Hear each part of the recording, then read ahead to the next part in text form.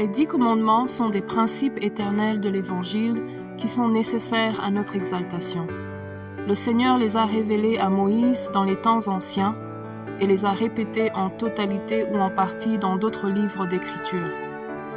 Les 10 commandements constituent une partie essentielle de l'Évangile. L'obéissance à ces commandements conduit à l'obéissance à d'autres principes de l'Évangile. Numéro 1.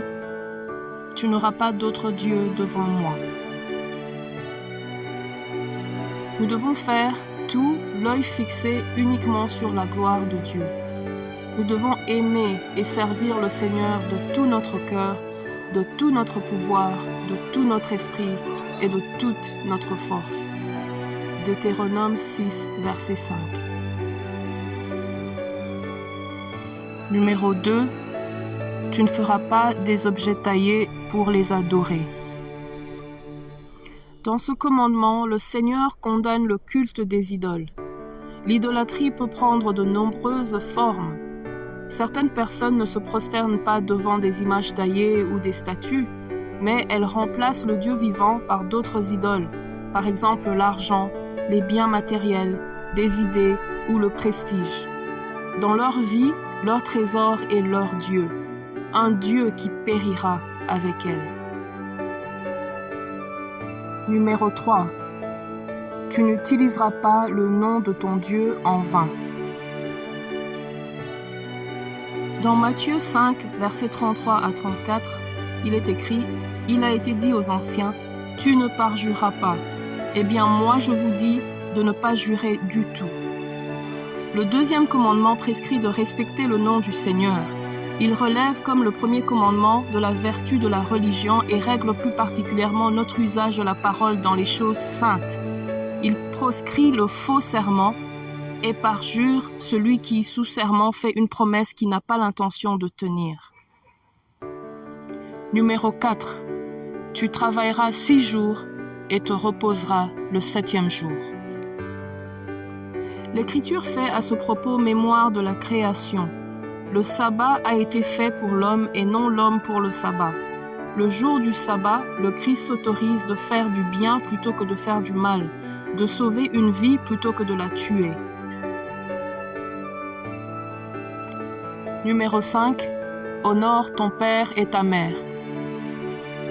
Ce commandement reste en vigueur tout au long de notre vie et peut être compris de plusieurs façons. Nous devons honorer les parents qui sont nos ancêtres. Nous devons être reconnaissants envers le père et la mère qui nous ont donné notre corps terrestre. Nous devons honorer les personnes qui nous ont élevés dans la connaissance de la vérité. Par-dessus tout, nous devons honorer nos parents célestes. La façon d'honorer tous ces pères et ces mères est de respecter les commandements. Numéro 6. Tu ne tueras point. Matthieu chapitre 5, versets 21 et 22, Jésus dit « Vous avez appris qu'il a été dit aux anciens, tu ne tueras pas. Celui qui tuera sera passible du jugement.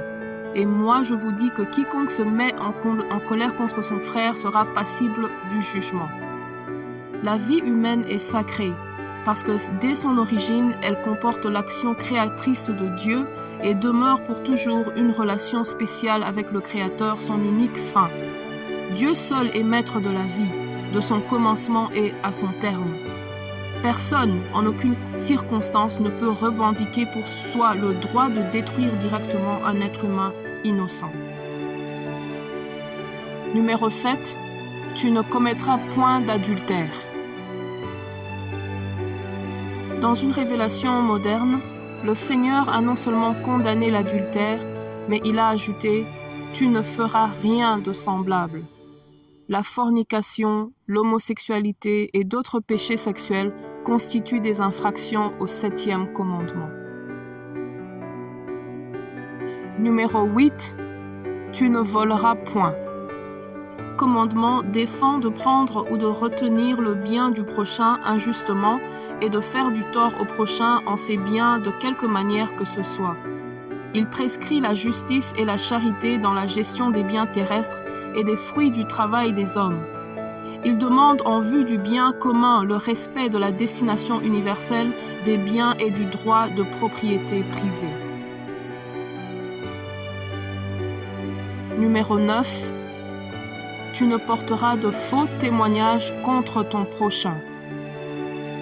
On interdit de travestir la vérité dans les relations avec son prochain. Cette prescription morale découle de la vocation du peuple saint à être témoin de son Dieu, qui est un Dieu de vérité. Numéro 10. Tu ne convoiteras pas ce qui appartient à ton prochain.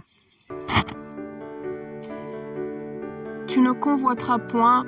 Convoiter, c'est-à-dire avoir envie de quelque chose qui appartient à quelqu'un d'autre, est nuisible pour l'âme.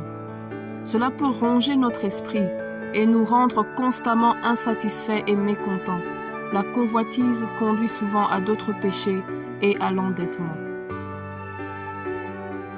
Bien que les 10 commandements soient en grande partie une liste d'interdits, ils indiquent aussi des devoirs.